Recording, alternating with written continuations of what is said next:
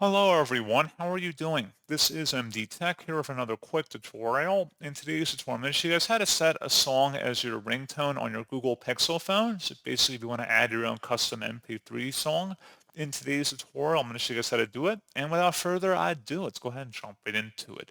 First thing I want to point out is you have to have that MP3 file uploaded to your Google Drive account associated with your Android account. So make sure you've uploaded it to your Google Drive. And then once you've done that, you can scroll up on the home screen and then select the settings button.